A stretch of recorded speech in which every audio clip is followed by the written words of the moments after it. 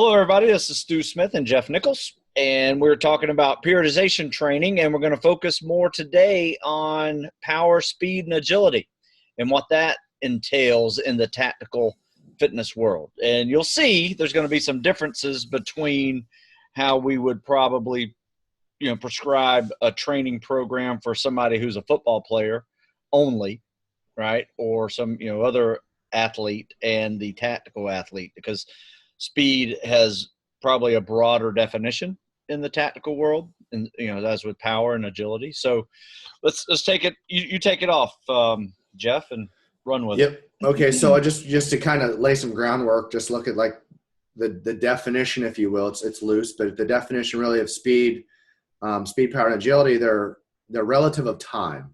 So just think point A to point B as fast as possible given mass. Right? It might be your body, right? Sure. If you take like the push-up test in a PST, it's as many pushes as you can in 2 minutes. So not only is there a strength component that we talked about last time, but there is a speed component. And when also speed has two things to it. Speed isn't just the concentric, right? It's not just the concentric, it's the eccentric movement. So like on a push-up, again, for example, not only do we want you to push fast, we want you to descend quickly. And then there's that phase of isometric or amortization, that change of direction. That's when force is at its greatest. So we also need to train that piece. And that's kind of that's what agility is. Agility isn't just footwork. Agility is defined as moving an entire mass at once. And different directions. Yep. Exactly. Yep. And so that's what we're talking about, speed, power, and agility. They're kind of all one and the same in terms of mathematics. But they can be trained in different movement patterns and planes of movement. And so that's like we talked about, we talked about hypertrophy, get bigger muscles. Then we talked about getting stronger, get stronger muscles. Then we take the new, bigger, stronger muscles and speed them up. Yep. So that's kind of the principles that you and I work off of. Yeah, that's really good, because most people, when you go to your gym and you're doing a preseason football training, you are not really focused on, how quickly you can do push-ups. You're not really focused on those. You're working on foot speed, hand speed. You will do that depending on your position and things, but it is a little bit different. So when we say power, speed, and agility, it really is. You have to think about what you're doing in the tests that get you to the training, as well as the tests that get you through the training. The test gets you to the training, and we'll start it off with a swim, pull-up, push-up, sit-ups, 1.5 mile run. And one thing I try to teach is on like the push-ups and the pull-ups is all your exertion really is required in the up, right? Even in the sit-ups, you're going to exert on the up. So that's where all your forces is required, speed. But then luckily in these 3 movements, gravity can assist you in getting you down just as fast, if not maybe with a little bit of effort, you can go a little faster than gravity. But typically, it's more about pacing yourself than it is about how quickly you can do 30 sit-ups in 30 seconds. Because this is where things go wrong, and I want to try to mix in a little bit of strategy with the speed. Right, because with a push-up, I have found that, and pull-ups, that gravity is what you're fighting against more so than time, right? Because most people can't do 2 minutes worth of push-ups. Most people can't do 2 minutes worth of pull-ups. I mean, you're not even timed for pull-ups, but typically what's going to hinder you the most is gravity. So the slower you go, the more time under gravity is going to start taking reps away. So what my strategy is for push-ups especially is go as fast as I can in that first minute and try to get 75, 80 push-ups in a minute, right? And I mean, that's more than 1 per second, but it's very doable, especially if you have bigger chest, short arms like I do, kind of built for push-ups. But then the next minute, you might have to catch your breath for a second and maybe do sets of 10, sets of 10, sets of 10. Next thing you know, you're over 100 and you're pretty good, on the test. Pull up the same way. you go, if you let yourself down too slowly, right, when you're coming this way, you're just wasting bicep power and back power. So, you don't want to let yourself pop and fall and pull out your shoulders, but at the same time, has to be a little bit of a controlled descent there. And that's where Jeff is talking about that changing of direction and speed in these calisthenic movements. I mean, and it can be applied in everything that you're doing, running, swimming, and everything like that too. But anyway, that's how we kind of address speed, agility, and power with regard to, tactical training and tactical fitness tests. And that's also why we've said a number of times, hey, if let's say you're 16 years old or just in general, that is where the value of cross training comes in on the multi-sport athlete. This training it's not just about calisthenics and weightlifting, it's doing it at all.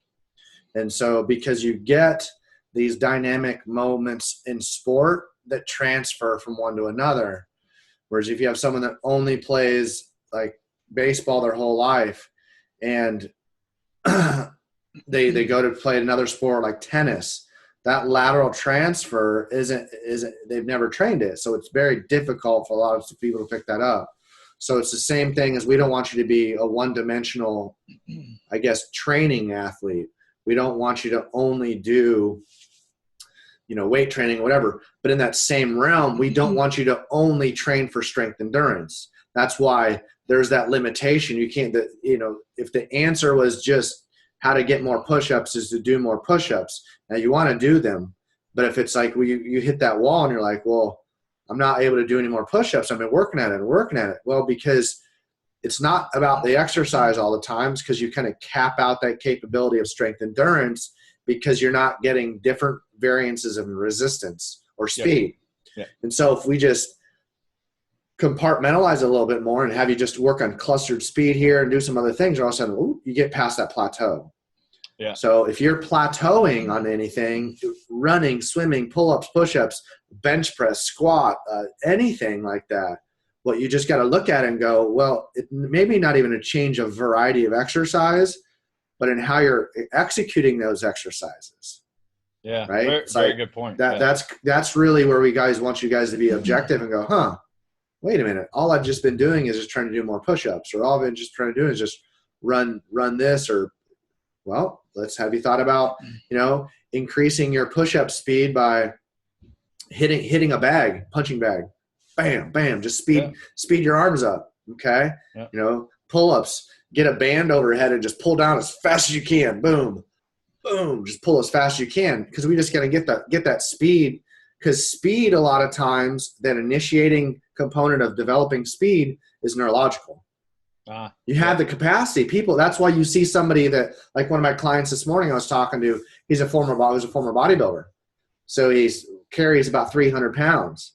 He's a 450-pound bench presser. So we're shifting him. It's great because his wife is a registered dietitian. So he's shifting now. This morning he weighed 269. And now, because he came in only doing like 45 push-ups. So because it was like, it doesn't make sense. The guy can bench press 400 pounds. I'm going to do 45 push-ups. So we started changing. We started applying the speed component using a French contrast model, which is speed and agility. Right. And now he's at 75. Nice. Just in a couple of weeks, because he had the capacity, but he hadn't trained his neurological system to be fast. Right. I love that. So that's you got to create that shift. And once you learn it, you go, oh, I get in there and start making it faster. Faster. Another component too is, maybe you just need to take a strength training cycle as well. Yeah. Because you haven't engaged that strength training process in a long time as well. And that's exactly why the first logical position to begin is strength. Yeah. They say it's never a weakness to be strong. So a lot of times for younger athletes, guys that are 15, 16, and 17 that haven't really developed any real general strength training outside of their sport, so you see someone that's like really high skilled, like in lacrosse, we'll say. They're not very strong in the weight room. But you're like, wait a minute, this guy can run. He can throw the hell out of that ball. Well, once we get a good basis strength for him, all of a sudden his capacity gets greater. His or her capacity gets greater. And so that's why it's like, okay, First place to start. Let's get them a little bit stronger. Yeah. And that strength is neurological strength as well, which is why you see every gymnasium in the whole planet, January 3rd is just slam full of people. And then 6 weeks later, there's no one there. Yeah. It's because they get these really quick adaptations, neurological adaptations. And then 3 to 4 weeks later, if they don't vary their training, they hit a plateau. They're like, wait a minute, I'm putting all this work in, I'm not doing anything. That's the first step, is that adaptation. Right. So it's just nice to have an order. And then I guess we'll call this step 3. All right. Like you've got that strength, right? You got some of the absolute strength. Now let's plug in that agility. And that's what you and I do already. We just cycle it through. Right. And that's exactly where we are right now in the fall. We've just transitioned from, like I said, the higher rep, higher mileage stuff, a lot of running, a lot of swimming, kind of working on the endurance side. And now we're getting into, we call them 50-50 splits of workouts, where half our workout is weight, half our workout is calisthenics. And we're focusing on speed of everything. We decreased our running distance, and we're just focusing on half-mile intervals, quarter-mile intervals, 100-yard sprints, just to change things up a little bit on some days. And so our leg days are, our typical, we have a lot of sprints in our leg days. We do some lifting a little bit, probably like a 30-minute lift beforehand, or a 30-minute calisthenic a little bit, and then a 30-minute lift, and then we'll go hit some sprints afterwards. And then we'll swim with fins on top of that. So that's kind of like our Spec Ops leg day, so to speak,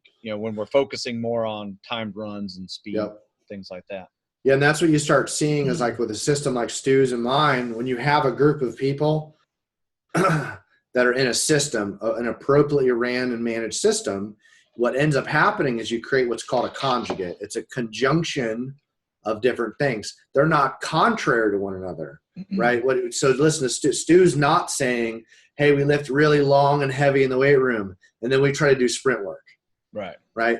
Each one of those phases he's doing, we're doing abbreviated weight training, resistance training. We're doing some sprint work here. Those movement patterns and the speed and the velocity being executed, they mirror one another, right? And so that's where you get like, hey, if you're, that's what you're saying. If in the season he's coming out of, they're putting a lot more volume in, they're moving the weight a lot more, and then they're doing extended runs and swims. They complement one another. Right. And so that's what you're seeing is when someone is appropriately programming for you all, you're going to see that conjugate show itself up, because you need those varying movements. You need the swim, you need the run, you need the calisthenics, but what you're not doing is maximal effort, heavy lifts, and then you're trying to do speed work on the back end. Right. Or trying to drop your mile time on the back end. Exactly. That's why what Stu and I are saying is like, give yourself that year, because in that year timeline, you can hit all of these modes numerous times. It makes you far more resilient. It makes you far more injury resistant. And it allows the body to go through those cycles to create a real adaptation. It's not a crash diet where you come off the diet and then all of a sudden you put more weight in and you're like, I don't get it. Your body is trying to find homeostasis. Right. And if you cycle through these pieces, your body goes, ooh, here's my new norm. Oh, here's my new norm. Here's my new norm. Instead of stress, adapt, stress goes away and we maladapt. We go, wait a minute, I just put all this work in. That's what happens in February 5th every year. Everyone's like, well, screw this. This isn't working. They get out and they maladapt. They get worse than they came in January. Yeah. Have you ever noticed the word resolution is out of our lexicon by February? No one even uses the word resolution. My New Year's resolution every year is be just as awesome as I was the year before. That's my New Year's resolution. Someone posted that last year, and I was like, I like that one. Perfect. I like that. So that's kind of like, again, you guys are hopefully seeing, and maybe some of the new ones are tuning in. I guess the rule of all this is get a routine, stick with it, and have a good process that makes you a well-rounded athlete. That's what we're looking for. So we started off. I'm sorry. We started off when we talked about phase 1 of this periodization program being a strength training program. And it depends on how you want to manage it. It can be 6 to 8 weeks long. It can be a little longer if you're seeing progressions properly. My difference is I tend to throw a little backside taper in there and then try to hit a max, just assess them before we transition into the next phase, which we are now, where we're focusing more on the speed of the testing elements, 50-50 splits of weights and calisthenics, shorter, faster runs, shorter, faster swims, and things like that. And then our next cycle that we're getting into is the strength side over the winter, where it's, a lot less running, more non-impact stuff, even giving ourselves a break from running for a little bit, but still doing the cardio, with non-impact stuff. Some running, we may put on a ruck just, instead, just to work that part of the cardio with, focusing more on load bearing. And then we just lift, all through the winter. So that's kind of our natural shift that we've been doing. Jeff has something similar where he has a little shorter patterns, but once again, they're all variable. It just depends on the people that he's training on how they, they're progressing. They may keep it shorter, and they may have hit all their numbers that they need to hit, and they moved on to another element of fitness. Yep. And that's what we do. And, what you'll see is, because actually had 3 of Stu's guys were pretty cool, and they came down to visit me yesterday and did some training. And what you see is, if you have a good group of guys, regardless of what they're training for or doing, and they have their system, when you take them and you have another system that works and you expose them to it, they assimilate. They don't have to relearn anything. Right. And so if my guys were to go train with Stu or vice versa, and that's how you know that, number 2, a couple things. You have good people and you have a good program, is because if you take any system and you can assimilate quickly, you know that the system is functioning well. Because that's where you get people that come to a new gym, they're just like, I am totally lost. Like if you go to a really good jiu-jitsu gym and you come in and you can watch everybody manipulate and how the instructors work through their systems, you got a new guy comes in, they just envelop you into that system. Yeah. It's not friction, because assimilation is good. That's the same thing when you go to Buds, too. You're going to be able to easily assimilate into that program, which is Buds. Yes. In your assessment. In fact, we just had a Hell Week, and we had 3 of my guys, that all started Hell Week, and they all finished Hell Week, and from varying different backgrounds. We had one guy who's a football player. First time he ever swam across the pool was with me 2 years ago. I mean, across a pool ever. Yeah. Right. Yeah. We had another guy who it's kind of like when you and I started running. Like, I got to run a mile. I got to run them. That's long distance. Yeah. Yeah, exactly. And then we had another guy who never played any high school sports. He worked out. He was a skateboard rat. He had a really strong core, and some agility in there. We just had to revamp him and get him in there. He made it through, and then the other guy was just a complete stud, and just, I didn't doubt it. But, see, that's the thing, is like, if Stu and I knew the recipe, and Naval Special Warfare knew like that, and that's why I was having a conversation today. Here's our overall sort of take on this, folks, is that I'm going to try to make this very poignant. If Naval Special Warfare, this is hypothetical, if Naval Special Warfare could be in a position to go, we are going to physically prepare you. We guarantee you that we're going to physically prepare you, not mentally, physically prepare you to endure Buds, right?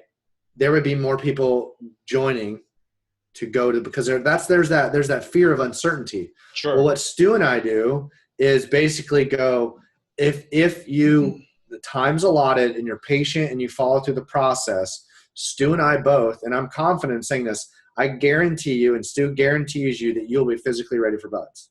Absolutely. Given the right amount of time, given the right, again, that's the variable, like, because people I've turned away because they're assholes. I know Stu has as well.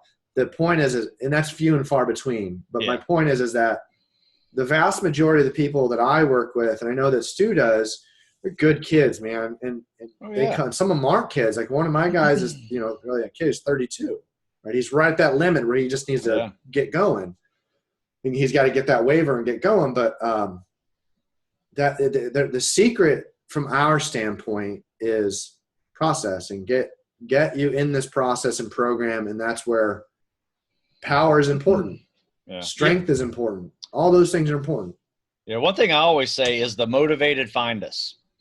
The motivated find the teams. Yes. Actually, yes. Is really what happens. And, you might not have access to any internet, not have a book, but somehow you're going to find the teams that make it there.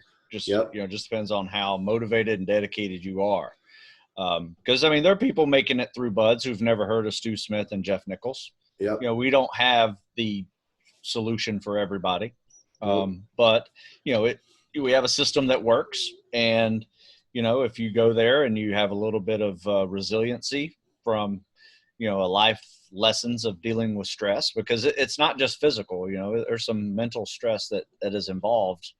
And, you can do that. But to what I have felt is that you get to be able to handle the mental side of buds by enduring and challenging yourself physically to a point where it becomes mental.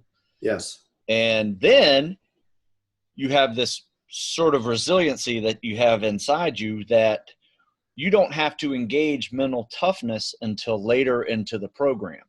You're not starting on day one having to suck it up and be mentally tough every single day. There are days when you're like, oh, that day wasn't too bad. Yeah, and it makes you like look over your shoulder like, wait a minute. Like, what's tomorrow going to be? This is going to suck tomorrow. And that's where like we're trying to break these phases down for you, because exactly what Stu is saying is that, let's say you have never trained any power work. So it's the day one with the boats where you're really having to dig and work power, but you've never had to do this fast, right? You never had to do this fast because all you've done is slow moving methodical. And that's to say, let's put the PST aside. We want you to have strength, power, and endurance and have that agility and speed power component to it, because that, especially when we're talking about the power side and the agility side, that's what gives you a lot of resiliency as well, that dynamic impact. Yeah. Right? Those changes of directions, right? If the boat, God forbid, falls on you kind of thing, it's not that you can't really prepare for that, but your body can dynamically decelerate. And we don't think a lot about buds being or needing a component of power, but it's there. Oh, yeah. And what we want to make sure is that's what we're saying is we are preparing you in all aspects of fitness and training so that you don't get mud sucked when you show up to buds.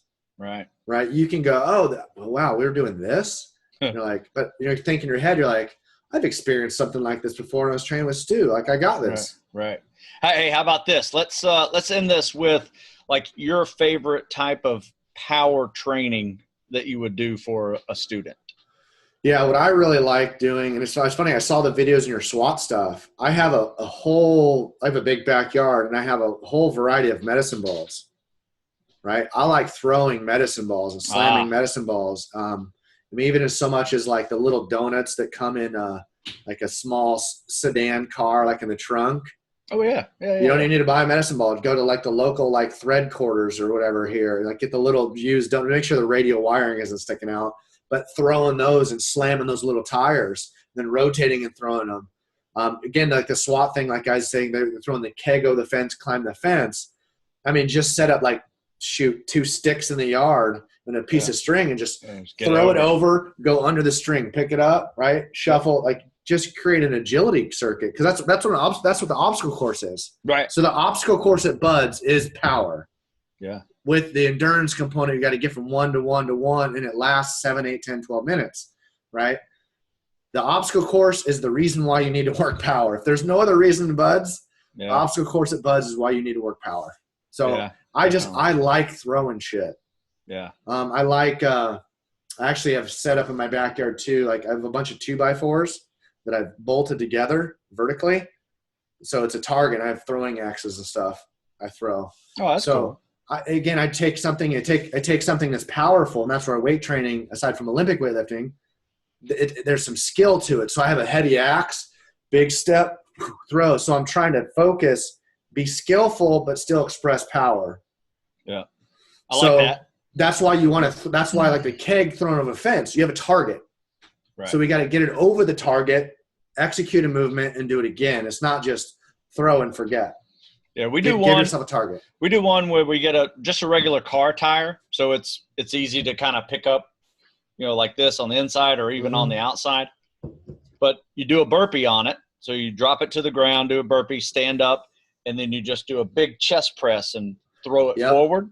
And then you run to it, do a burpee on it all the way across the football field. And just call them burpee throws. Nice. And that's one of our favorites. And sometimes you throw them up at an angle or you throw them out straight in front of you. It just depends on the drill of the day. Then we run up and down the steps of bleachers with them and stuff like that. So there's so many different ways that you can practice these type of things. Push presses is probably one of my favorite things to do, because that kind of gets the whole body involved in the motion. And if you think about, if you really want to handle the log properly, you got to teach your whole boat crew how to push press at the same time as a team, because if anybody's doing military press like this, with that log, and then because I do that I do the same thing. So again, in a weight room environment, it's a hang clean push press. That's my favorite. Me too. Yep. And then, but what I've done is just what you did. I have a 40, 50, 60, 70, 80, 90, 100, all the way up to 130 medicine balls. Woo. And so I take my shoulder and I push press, set, push press, set. That's why I do that with medicine balls. Nice. And so I think medicine balls are really great if done right in the tactical environment and the sport environment as well, because you don't have handles. Right. You got to, it's not just about control of an object that doesn't have handles. You also have to control your body with that object. Right. And so whether we're talking about because I've done it before in the tactical space, not everything has handles, right? You have to take your rucksack off and hand it up on a moving boat for someone to grab your stuff or whatever it is. You're trying to get over a ledge, over a fence, because, you're coming to a tactical space. You're like, I can't climb over that wall with my rucksack on.